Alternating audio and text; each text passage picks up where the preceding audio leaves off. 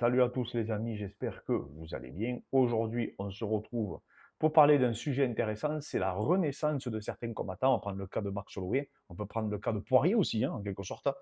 Je lance le générique et c'est parti. Yeah, let's go. I go the hardest. I bring the pain. Go hard.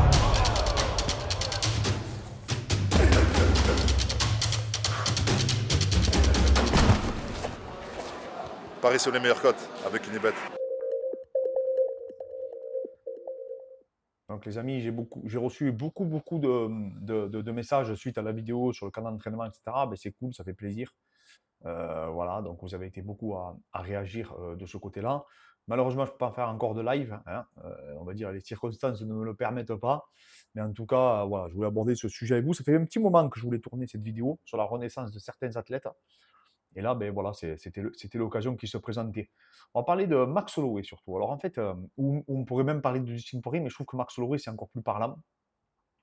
Souvent, en fait, on s'aperçoit qu'il y a des combattants dans l'histoire du MMA où on misait pas un sou sur eux et ils ont des fois, ou alors on a misé sur eux à un moment donné, mais après derrière on se rend compte qu'il leur manque un petit truc ou ben, ils sont sur la pente descendante, etc. En termes de hype, en termes de performance sportive.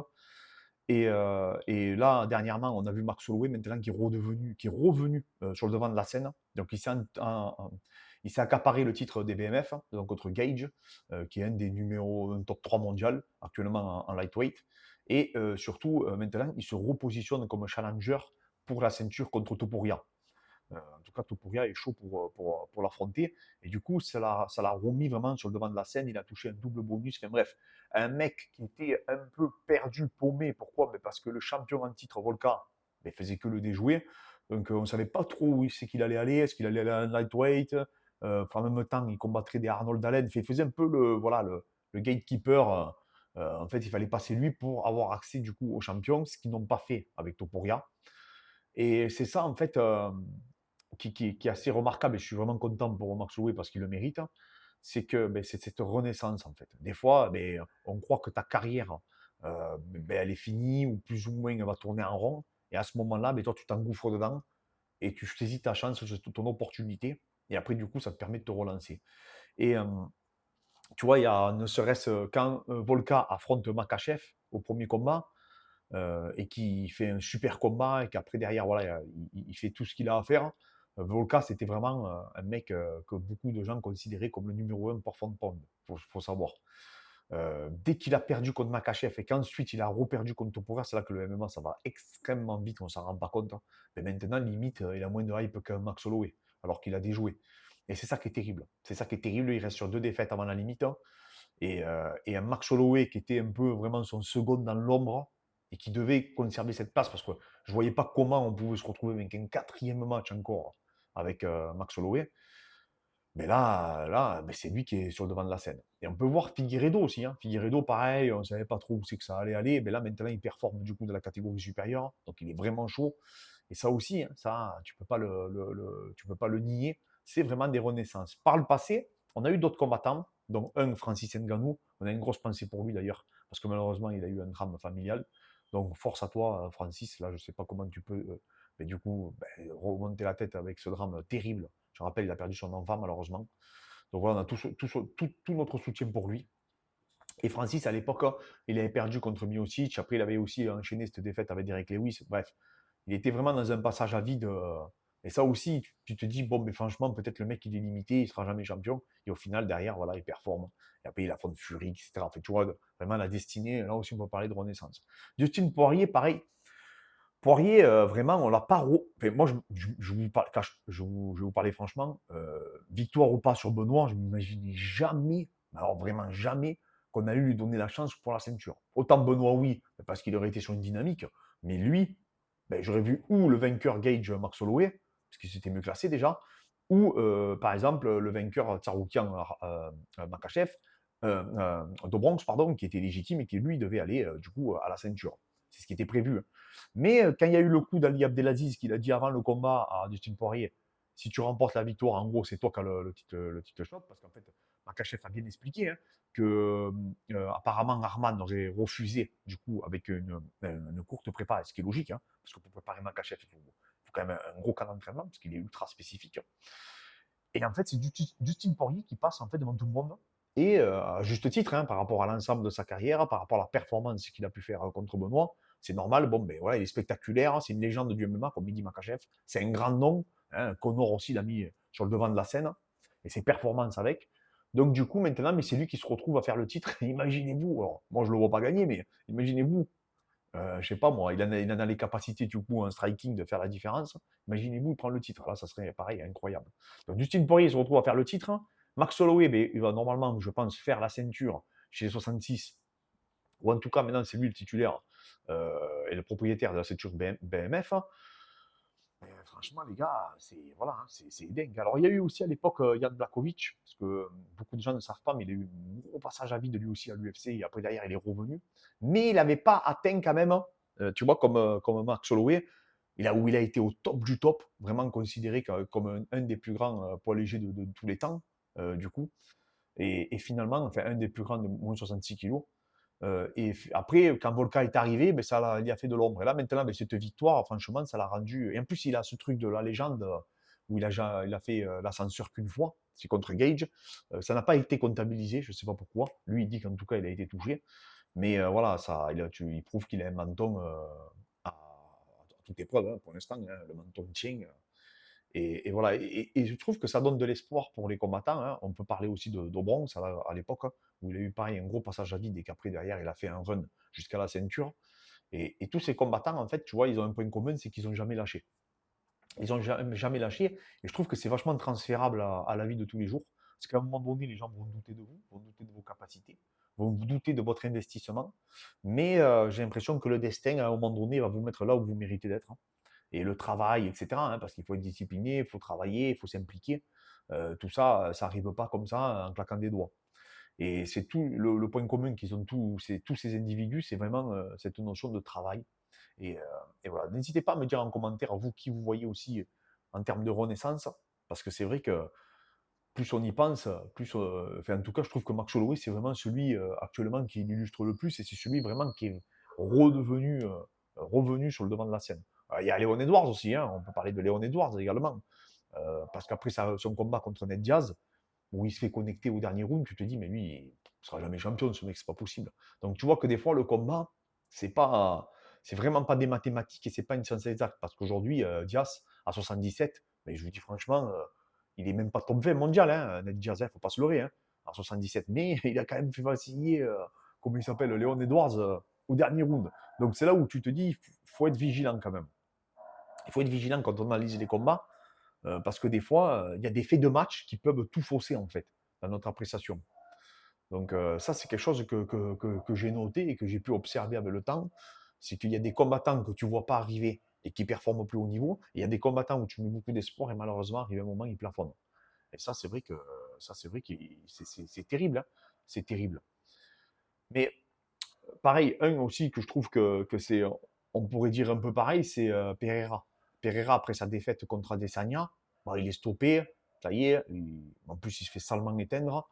Bah, tu te dis, bon, lui, qu'est-ce qu'il fait? Il monte, il va chercher, il fait un combat laborieux contre Blachowicz, et derrière, bon, il affronte Jiri, et là, il performe. Et là, pareil, il vient de performer, il a fait un truc de ouf, puisqu'il dit ça à l'arbitre, ça, c'est extraordinaire, c'est des actions qui sont exceptionnelles. Elles resteront mythiques, hein. D'ailleurs, sur Twitter, les gens ont plus partagé le fait, limite, tu sais, qui disent à l'arbitre, non, non, t'inquiète, je vais le régler, qu'autre chose. Donc ça aussi, c'est vachement intéressant. Après, ce qui est pas évident, c'est que ce que j'ai pu voir moi chez les athlètes que j'ai eu qui étaient blessés, souvent en fait ce qui se passe c'est que les mecs sont blessés. Donc à ce moment-là, ça crée des périodes de doute. Alors je parle surtout des grosses blessures, comme par exemple le ligament croisé, où là tu sais que pendant un an ça va être compliqué. Mais à un an, beaucoup de gens peuvent t'oublier. Parce que c'est valable dans les deux sens. Hein. C'est-à-dire, tu peux connaître une renaissance, mais tu peux avoir une descente aux enfers qui peut être monumentale et extrêmement rapide. Je veux dire, Volka, ça s'est fait en rien de temps. En l'espace de 6 mois, il a fait une descente aux enfers. Personne ne l'a vu venir, hein, cette descente-là. Déjà, il n'aurait pas pris le combat contre Makachev. Il aurait pu durer un peu plus de repos. Enfin bref, il aurait pu, à mon avis, revenir différemment. Et c'est vrai que de revenir rapidement comme ça, alors même si, et je crois qu'il y avait 5 mois d'écart, mais bon, après, vous avez vu ce qu'il a dit, Gage, hein. Il n'enfilera plus une paire de gants pendant 6 mois, hein, avec ce qu'il a ramassé là. Et il a raison, parce qu'il n'a pas pris qu'un crochet. Il a pris plusieurs coups pendant le combat. Donc après, avec sa santé, il ne faut pas rigoler. Il ne faut pas rigoler, il faut retrouver cette envie, etc. Parce que là, par contre, pour le coup, je vous dis, hein, quand la descente commence à s'amorcer, c'est difficile de l'arrêter. Surtout si en plus il y a des blessures qui se mêlent. Et je rappelle toujours, aucun combattant n'est à 100%. Ça n'existe pas. Tous les combattants sont blessés. Voilà, je vous le dis, ils ont tous un pépin. Alors, ça peut être à l'épaule, au genou, aux côtes, au nez, peu importe. Mais il n'y a personne qui arrive à 100% lors d'un combat. Ou alors le mec ne s'entraîne pas. C'est pas possible. Et c'est valable dans toutes les disciplines, hein. Tout le monde a des problématiques. Donc ça, tu dois faire avec. Tu dois apprendre à gérer, à gérer en fait cette situation. Après, malheureusement, bon, mais des fois, c'est plus ou moins grave, hein. Des fois, ben, tu arrives, tu as des problèmes qui vraiment sont handicapants. Mais tu peux pas arrêter parce qu'il y a des enjeux derrière qui dépassent même la notion du sport. Tu vois, il y a tout ce qui tourne autour, hein. Il y a le contexte. Je rappelle toujours, le contexte, c'est vraiment quelque chose d'extrêmement important. Et du coup, pour revenir au cas Max Holloway, je parle franchement, c'est vraiment un cas d'école. C'est-à-dire que le mec, il saisit une opportunité, il a été outsider. Et je vous dis, avec Fred, d'ailleurs, on avait Gage. Tu nous aurais demandé il y a 1 mois et demi avant. D'ailleurs, on a tourné la vidéo d'analyse, vous pouvez la retrouver. On aurait dit Gage tous les deux. Et plus le combat se rapprochait, plus on voyait Max Holloway. Et à la fin, tous les deux, on a pronostiqué Max Holloway. Donc, et franchement, je n'étais pas étonné. Parce que quand tu l'analyses, et t'es biaisé. T'es biaisé en fait, pourquoi? Parce que Gage vient de mettre KO un des meilleurs boxeurs de la catégorie, donc Justin Poirier. Et Max Holloway, ben, tu as l'idée de te dire, bon, mais, il est plus champion, tu vois, il a quand même perdu contre Poirier, donc l'un a gagné l'autre et tout, et en fait, tu te fais toujours des trucs comme ça, alors qu'en fait, tu sais qu'il a le coup d'œil, qu'il a tout, tu vois, et il lâche pas. Il lâche pas, Max Holloway, il a cette revanche un peu à prendre, en fait.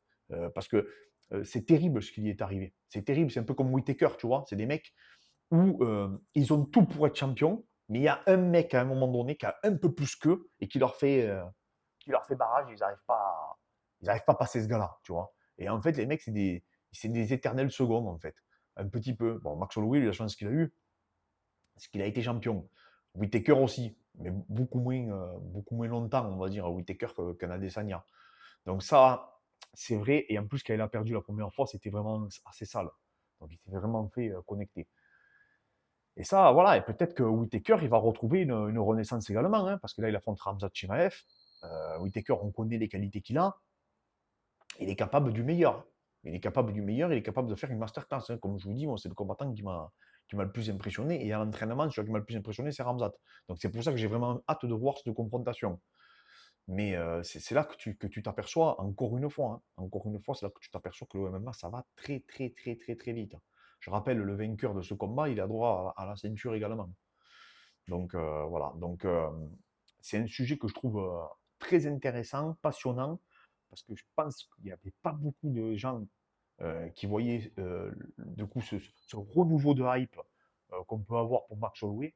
Il est vraiment revenu pardon, sur le devant de la scène. Et ça, c'est ce qu'il mérite, hein. De toute façon, c'est ce qu'il mérite par rapport aux aptitudes qu'il a, par rapport à la détermination, le spectacle qu'il propose. Euh, Quand ils se sont mis face à face à toi, à moi, dans la cage, au centre de la cage, c'était incroyable. C'est des scènes qui resteront mythiques dans l'histoire de notre discipline. Même dans 20 ans, 30 ans, tu les regarderas. Pourquoi? Parce que c'est exceptionnel. C'est exceptionnel des moments sportifs comme ça. On ne s'en rend pas forcément compte. Au 5e round, t'es donné gagnant. Tu sais que tu as gagné au point et prendre ce risque quand tu connais la force de frappe de Gage. Et Max Holloway, c'est pas non plus le plus gros puncher de la catégorie, c'est plutôt un mec qui est sur le volume. Et faire ces échanges-là contre un mec qui a rien à perdre, et qu'en plus on sait qu'il est un peu kamikaze sur les bords, Justin Gage, mais là, franchement, moi je trouve ça très très impressionnant, en tout cas. Et c'est ce qui fait que ça le remet ça le remet du coup sur le devant de la scène, et surtout, c'est une légende, quoi, Max Holloway. C'est vraiment une légende de notre discipline. C'est vraiment quelqu'un qui mérite cette appellation, quoi. Et qui a été champion et qui peut redevenir champion. S'il affronte Topuria, je pense qu'il a les qualités pour lui poser de très très gros problèmes. Et d'ailleurs, je pense que l'UFC le savait. C'est pour ça aussi qu'ils n'ont pas fait ce match avant le combat de Volka. C'était un trop gros risque. Parce qu'après, la catégorie, enfin, je veux dire, cette catégorie, elle aurait vraiment tourné trop en rond, quoi, hein. Tu peux plus, après, au bout d'un moment, toujours avoir le même champion. Vous avez vu, hein, quand ça tue les catégories, hein, quand il y a un règne un peu trop long. Alors là, ces dernières années, on a vu un turnover. Hein, donc on a vu les catégories des 77, Kamaru qui a perdu, Volka qui a perdu, Adesanya qui a perdu, donc ça fait quand même ce turnover. Voilà, il y a tous les règnes quasiment ont pris fin, et c'est ça en fait aussi la différence entre les GOAT et les autres, c'est que en fait ils vont traverser les générations d'individus. Jones, par exemple, il a battu plusieurs générations de combattants. Georges Saint-Pierre, il a battu plusieurs générations de combattants. Et Georges Saint-Pierre, l'avantage qu'il a eu par rapport à Jones, c'est que alors Jones, il est capable, il peut le faire encore, hein. Il peut le faire encore, hein, qu'on soit bien d'accord. Mais Georges Saint-Pierre, il est parti sur une victoire. C'est-à-dire qu'il a pris sa retraite sur une victoire. Et c'est pas Hendrix, c'est Bisping. Je rappelle qu'il est revenu après par la suite. Donc il est parti à son apogée, un peu comme Rabib, sauf qu'il avait fait beaucoup plus de défense de ceinture. Et il avait fait double champ aussi. Donc voilà, et partir aussi, du coup, à ton apogée, mais tu restes une légende, après, t'es gravé, quoi. Alors qu'Anderson Silva, il était considéré comme le GOAT, mais comme il a enchaîné des contre-performances par la suite, ça a remis en question un peu cette légitimité. Un peu comme Fedor. Fedor, pareil, comme après ses derniers combats, c'était un peu compliqué, ça remet encore en cause. Et en fait, tu sais jamais jusqu'à où tu peux aller dans cette prise de risque. Et Max Holloway, pour revenir à lui, c'était un risque à prendre, Gage. Parce que je vous dis, il n'y a pas beaucoup de gens qui le voyaient passer quand même. Surtout avec la puissance de frappe de Gage. Et on voit, moi je vous dis, je l'ai vu contre Fiziev, c'est très très fort debout. Donc là, ça pouvait être risqué. Surtout quand on voit que la différence de puissance qu'il y a eu entre Dustin Poirier et Max Holloway. On avait vu qu'il y avait une différence de puissance qui était notable. Donc là, c'est une prise de risque, mais elle a payé. Et on me dit, la chance de sourire aux audacieux. Ben, Max Holloway, en tout cas, il a prouvé. Donc voilà, donc c'est une belle leçon pour nous tous, que ce soit les coachs, les combattants, enfin, bref, ce que vous allez rencontrer dans votre vie, c'est de garder cet espoir. À un moment donné, si vous voyez que vous êtes dos au mur ou que votre situation tourne en rond, mais c'est à ce moment-là, je pense qu'il faut saisir les opportunités qui se présentent devant vous. J'ai beaucoup de gens qui me posent la question, il y en a, ils veulent faire des reconversions, etc. Mais moi, je pense que le sport, le dépassement de soi, tout ça, c'est vachement transférable, du coup, à la vie de tous les jours. Et c'est une belle leçon, en tout cas, qu'on peut tirer de ce qu'a fait Max Holloway et de ce qu'il a prouvé. Donc voilà. Donc, n'hésitez pas, n'hésitez pas à me dire si vous pensez à d'autres athlètes, pour le coup, que vous trouvez qu'ils ont fait à peu près quelque chose de similaire, hein, qui se sont ou réinventés ou qu'ils ont connu une renaissance. On peut parler aussi d'un combattant qui a été parti un peu pour faire ça, c'était José Aldo. José Aldo, quand il descendait de catégorie, il commençait à re-enchaîner les victoires et tout, c'était pas mal. Il avait un style un peu plus anglaise et tout. Bon, après, Merab est arrivé un peu gâcher la fête, mais il était quand même là, tu vois, il pouvait être compétitif. Donc, ça liait. En fait, je pense que c'était un nouveau challenge pour lui. Et ça, c'est intéressant. C'est intéressant. Et j'espère que derrière, d'autres combattants vont suivre, vont prendre des risques, vont être moins peut-être calculateurs et essayer vraiment, voilà, à un moment donné, si tu vois que ta carrière, elle est bloquée, ben voilà, tu tentes le tout pour le tout. On pense par exemple à Colby Covington. Sa carrière aujourd'hui, je vous dis franchement, je ne sais pas où il va aller. Il n'a pas fait un mauvais combat contre Leon Edwards. Il est très fort, mais moi je pense que Colby, il faut qu'il prenne un monstre. Voilà, c'est tout. Il faut qu'il prenne le mec que personne ne veut prendre pour essayer de se relancer. Et si ça passe, ça te remet encore une fois directement, tu es comme un joker. C'est un joker quoi que tu tires. Hein. Mais c'est sûr que tu prends des risques. Donc il faut affronter le mec que personne ne veut prendre. Il faut y aller. Et tu joues le tout pour le tout, tu fais tapis. Et c'est ce qu'a fait Max Holloway. Pour moi, il a fait un peu qu'on sorte tapis. Il est bloqué dans sa catégorie, même si Topuria avait gagné.